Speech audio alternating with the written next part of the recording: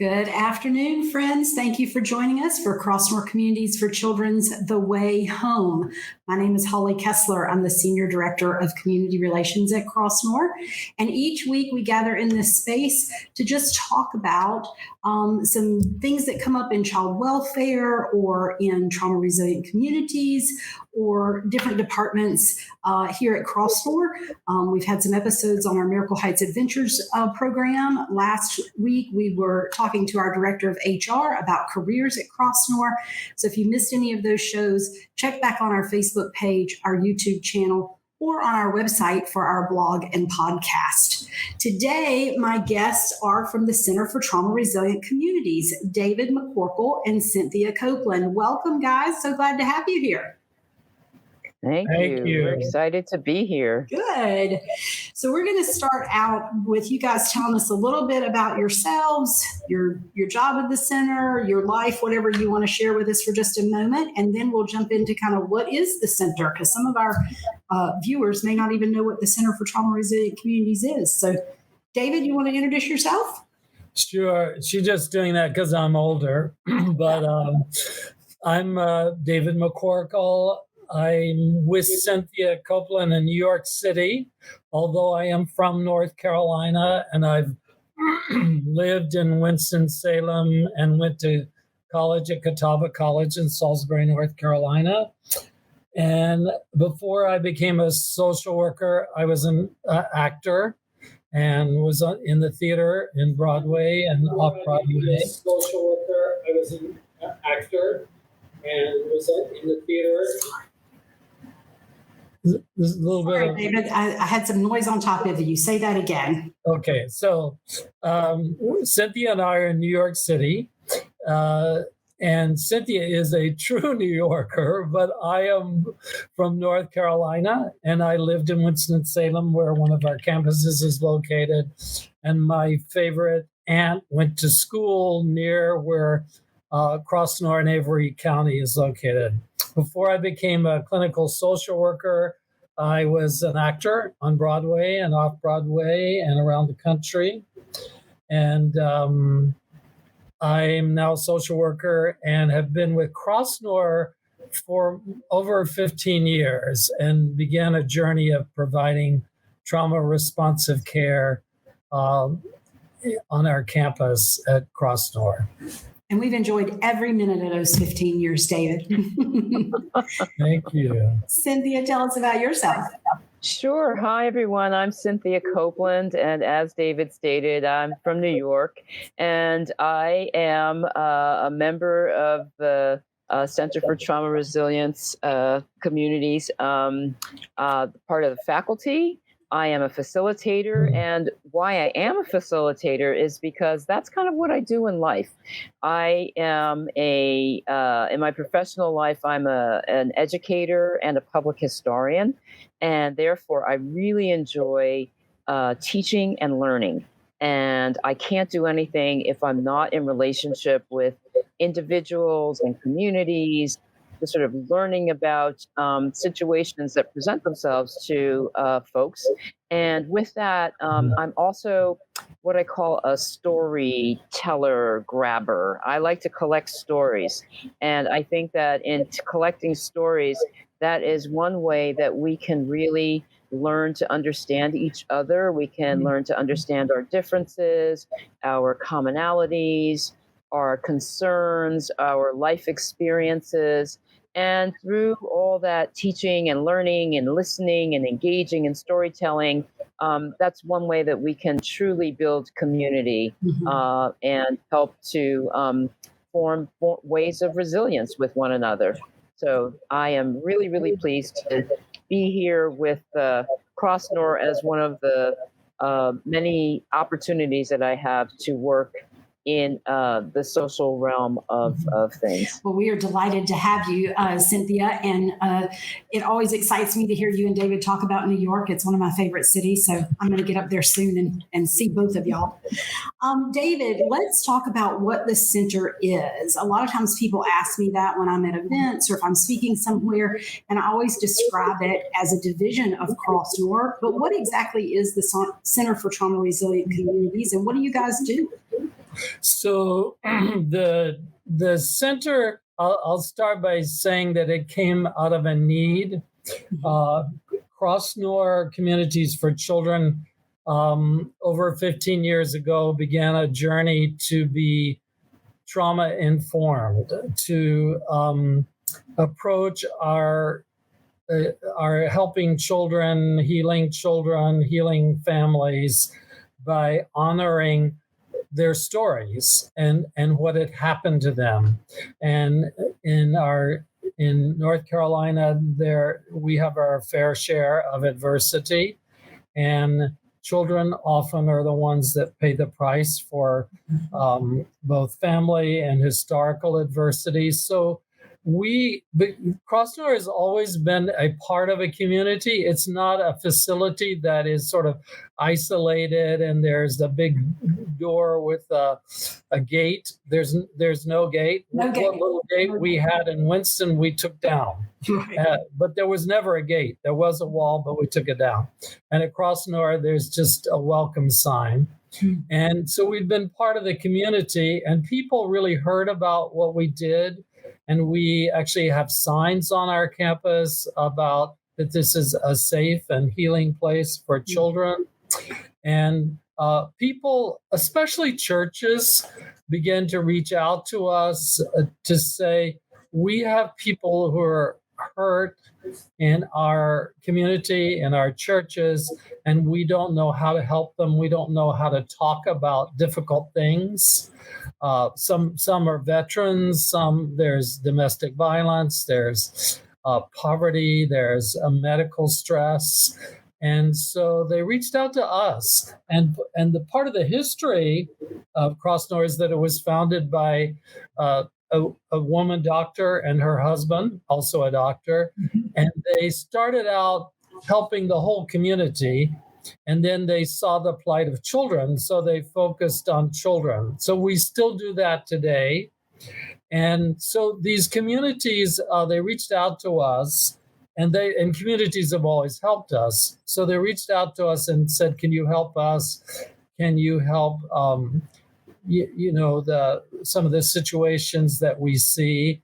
And we got so many, and of course we did that sort of ad hoc, but we got so many calls that we realized that it was it needed to be part of our mission to share the mutual concerns in our community. So with Brett Loftus and Beatrice Videz, we founded, and myself, we founded the Center for Trauma Resilient Communities, and we sort of organized ways in which we could be helpful, which we could have additional resources, bringing in people like Cynthia to help us talk to communities.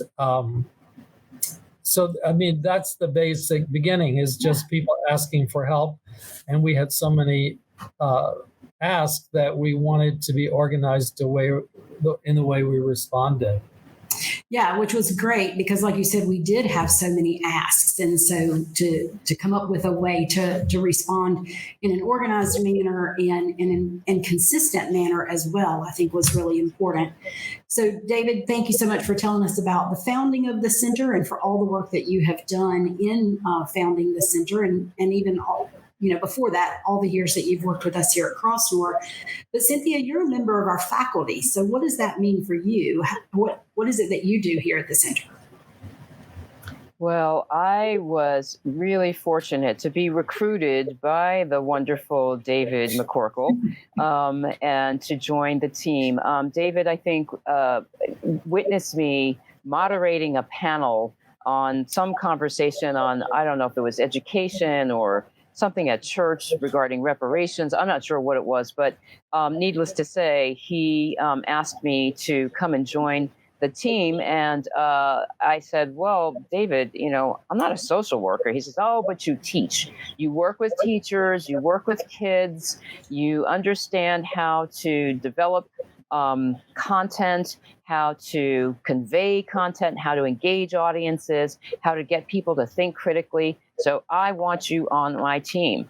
And so I kind of came kicking and screaming because I just didn't feel that I had all the skill sets that were necessary. but the team has been so unbelievably welcoming and supportive. And I've been working with Crossnore now for, I guess, about 3 years off and on. I get called in, and sometimes I do some trainings. Sometimes I will teach the different modules that we have for this idea of developing resilient and resiliency and self-care to issues of trauma for both the service providers as well as for those who are experiencing the different types of trauma. But mainly, I would say I work with a lot of service people. There are teachers, there are social workers, there are medical professionals, there are administrators in the fields of mental health and social care sciences, and just this idea of caring for these communities that have experienced all kinds of traumatic stress and just need some help and tools. We've developed all these different tools that we try to share with those who come through the programs, through the trainings, to learn to understand what is it that I'm experiencing and how can I recognize that? How can I improve on this so that I can help my clients, I can help the people that I'm in relationship with to become better. I don't want to impose any of my biases. I don't want to impose any of my own trauma on this. So it's really important for me to do sort of that self-excavation work and then see the broader landscape of what this idea of how trauma impacts us on a multitude of levels. So with a really terrific teams of individuals, I get to go out and continually learn and to teach about the different ways that we can try to restore and renew within our communities. Wow. Thank you so much, Cynthia, for the work that you've done with us and continue to do with us. And I'm glad that you're not a social worker, because we need, when we're talking about building a whole community, we need all the community members. We can't all be social workers. And, there's a lot more, obviously, that goes into a community than just those of us that are in kind of social or human services kinds of fields. So I'm super glad to have your expertise on our team and, working with those organizations that work with the center. So you both have talked a little bit about training. We certainly offer training opportunities. And I'll drop the email address into the chat as well if anybody wants to know more about those training opportunities, whether it's kind of a couple of days or it's a multi-year initiative. And as you guys are doing these trainings, I know that one of the things, David, you talk a lot about is culture change. What is culture change and why is that important? Yes, and just to respond to Cynthia, one of the biggest groups asking for help has been schools. Mm-hmm. And schools are where children spend most of their time and where parents also gather. So education is a big part of our work. So your question is about culture change. Culture. We talk a yes. lot about culture change. We talk about culture change because Cynthia used the word resilience. So we're about healing. We're not about, we know that bad things happen to people, and we focus not on what's wrong, which is a title of a book by Bruce Perry and Oprah Winfrey, but what happened to you. So, and we focus on the strength part of that and recovering. So we teach people we believe that we heal together, and we grow strong together, and when we're not strong, we're fragmented.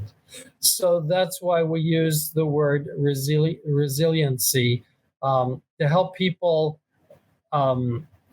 recover or heal in the context of a healing culture, which means everybody. So a lot of times we'll say we're an everybody model. And in our work, if you visited any one of our campuses, you don't have to, speaking of, we don't need social workers alone. You could talk to the maintenance person at Winston-Salem, for example, and they would be able to tell you about trauma-informed culture.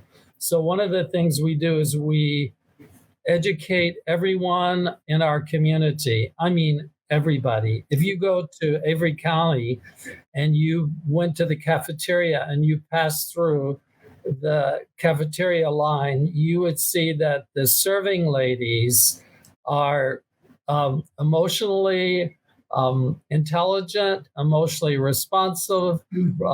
They're about connecting and not correcting. So that the kids, when they go through the line, and food is a loaded theme, they can get, if they're hungry, they get empathic responses. If they act up a little bit, we connect with them. We don't correct them. So we literally teach everybody in our community. And when we go to other communities, one of the things we talked about, one of our building blocks is shared culture, so that we train everybody. So it's just not a bunch of therapists or a bunch of teachers, but it's literally everybody. Yeah, and I love what you say about how it is everybody in the community. And yes, at Crossnore, we train all of our employees. We train the children and families that we serve, so that we're all working, kind of from that same space. But when you think about the broader community, yes, educators, law enforcement, churches, business owners, like the whole community needs to learn about this. And that's what brings about the greater culture change, both in our individual organizations, but then in the community as a whole, right? Exactly. I mean, we've even done trainings for medical facilities so that they understand, they take, what's happened, not what's wrong. Right. Right. And with health departments, we've worked with people who teach English as a second language. We work with some of the disruptions to our immigrant population in North Carolina, some of the vicarious trauma that people who were teaching English as a second language happened when some of those folks were harassed and even taken away. Right. So we get in there with everybody. With everybody. Just a quick story. There's was a kid who he liked to break locks, and this kid he was it was a pain because there were always broken locks everywhere. So one day the maintenance person was watching. The kid was watching the maintenance person, and the kid said, the maintenance person said to the kid, "Hey, you really like locks, don't you?" And the kid said, "I love locks." And so the guy said, "Well, you want me to show you all how locks work and the mechanism? Would you like to know how to fix locks?" And that was a great culture intervention, because that kid never broke any more locks. He began to fix locks. That is awesome. That's a great lesson for him to learn. Another topic, David, that you talk a lot about is self-care or self-compassion. Talk about the role of self-care in building resilience. I think that that's also part of the shared culture, that one of our goals, and I think this is particularly true of Brett Loftus, who's the CEO, was to care for the caregiver. Yeah. And sometimes in our helping communities, we focus only on those we serve and not those who provide care. So part of our work is to be well ourselves. And then the other part is that we've all, are no strangers, or many of us are no strangers to suffering. So we realize that if we don't heal ourselves, if we don't take care of ourselves, we can pass our pain on to others. So I would say the biggest thing that the center does is to focus on the wellness of people who serve, people who provide care. And we've done that big time with our Fostering Communities program.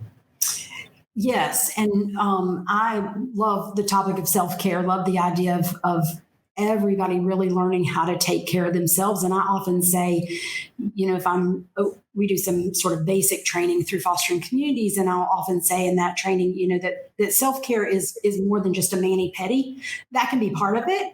And I love to get a pedicure, love to sit with my feet in the water, but self-care is so much bigger than that. And if we're not taking care of ourselves, it's the oxygen mask, put on your own oxygen mask first. And if we're not doing that, then we're not able to help other folks for sure.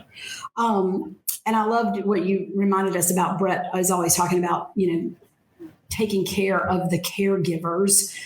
We had our Fostering Communities conference this past weekend, and a woman in one of the sessions, the breakout session that I did, we talked about the ACEs questionnaire and the resilience questionnaire. And she just said, I have all the resilience and I'm still burnt out. What's the answer? And I said, self-care. That's the answer, self-care. So it's super important.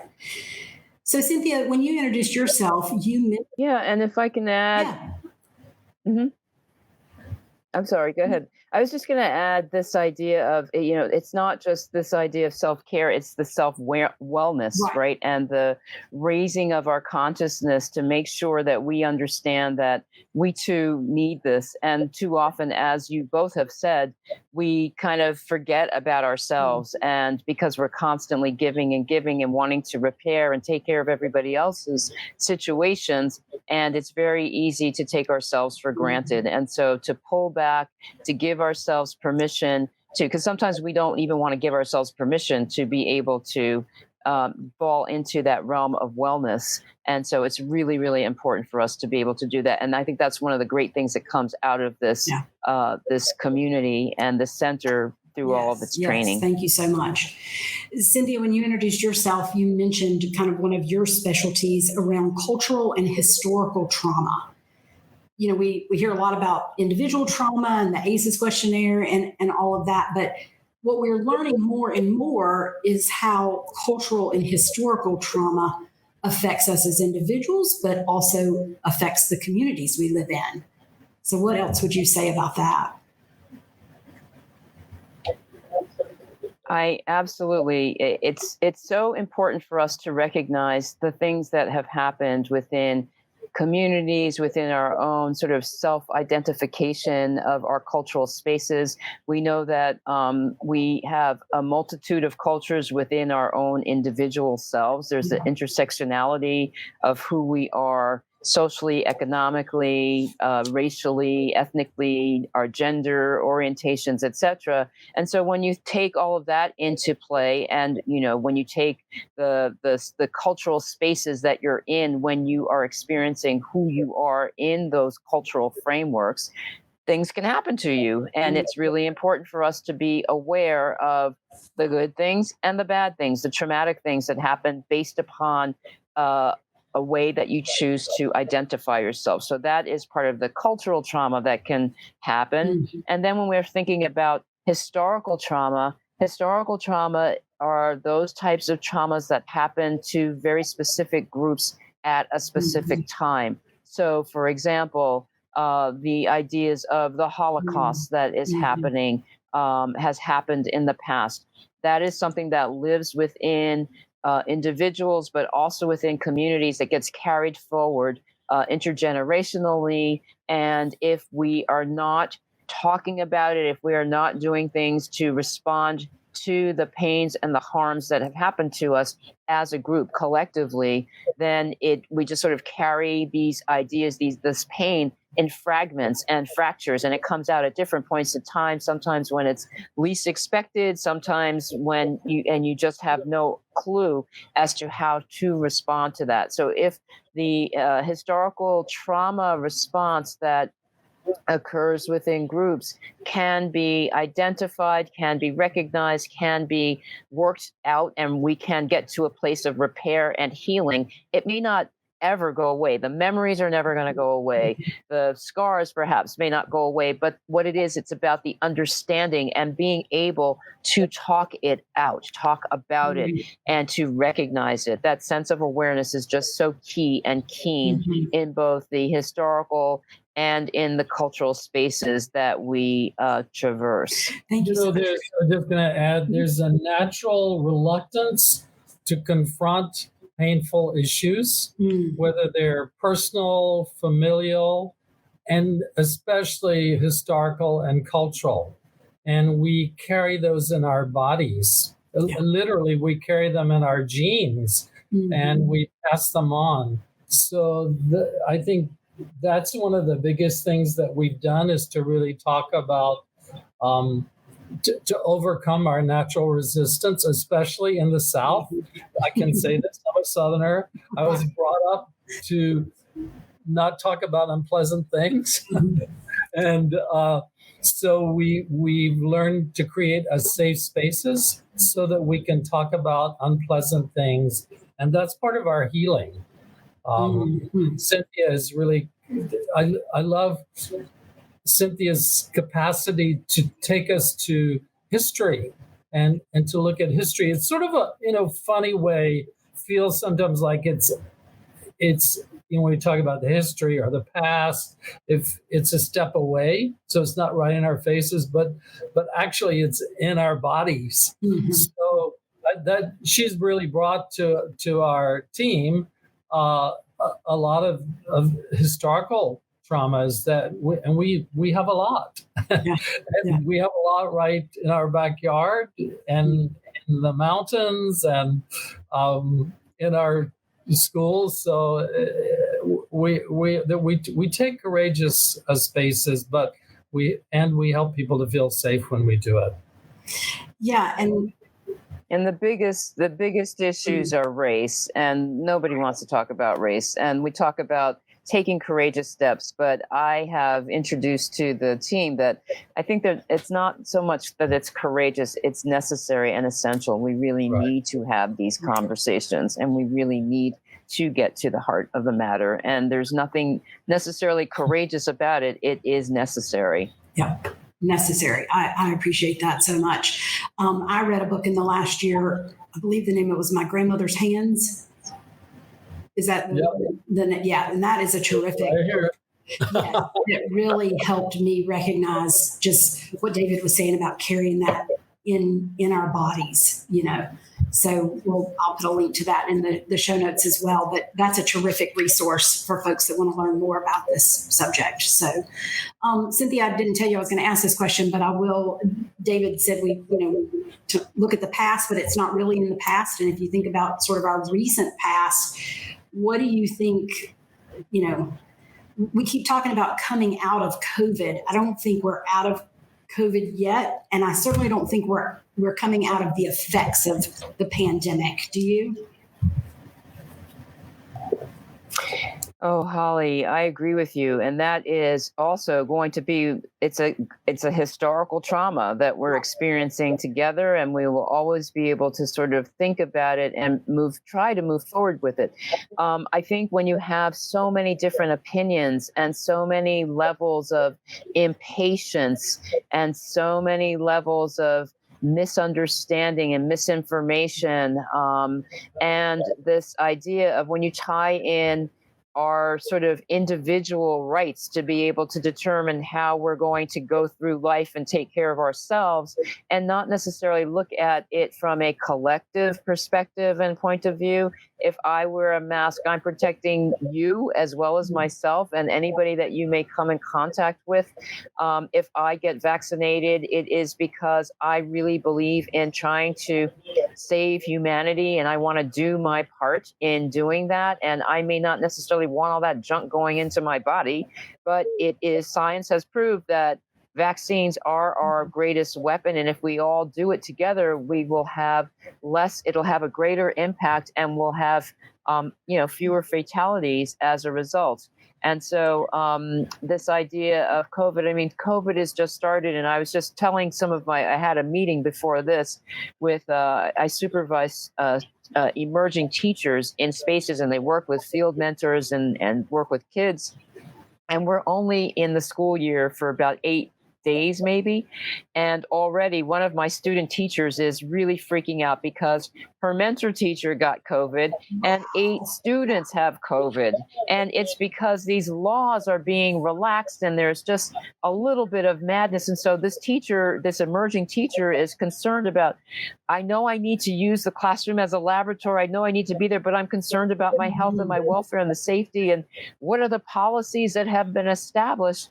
And so when things are not necessarily explicit and clear and cut and dry, and we're not on the same page, this is the kind of madness and chaos that we continue to have. So I think that as we move forward in this era of COVID, we have to be flexible. We have to be adaptable. We can't be guilt shaming anybody. We just need to try to think about what is good for the greater public, what is the best thing that we can do, and put our best efforts forward in order to do Thank you for that encouragement. David, we have talked a lot about the center, about how it was founded. We've talked some about the work that you guys do, about this idea of culture change and self-care. As we wrap up today, what would you say to encourage folks to learn more, to get their organizations, their communities involved? Where can folks find out more information? Wrap us up here as we close. Well, one of the building blocks of the Center for Trauma Resilient Communities is shared knowledge. So we have a website, and there's more to come with the website. But I think what we do is share knowledge. I think the book, The Body Keeps the Score by Bessel van der Kolk, or It's Not What's Wrong with You, It's What Happened to You by Oprah Winfrey and Bruce Perry. I think churches, groups, libraries, if they can use those books. There's a couple of new books about complex trauma. There's books about historical trauma that in our churches and our spaces, that we can learn about them. And then when we understand them, it's easier to process intellectually than it is emotionally. It's less threatening. Our brain, it takes us to the best place in our brains. And then when we have knowledge, we can become more vulnerable. Absolutely. Absolutely. Well, David and Cynthia, thank you so much for being here with us today. It's great to learn more about you guys and more about the work that you do. I appreciate your encouragement to those that are listening and viewing this. I appreciate your time today. And for all you folks listening, don't forget, you can always rewatch this on Facebook, on our YouTube channel. The podcast will come out on Friday, and you can find that wherever you listen to podcasts. Thank you so much for being with us today, and we'll see you next week on The Way Home.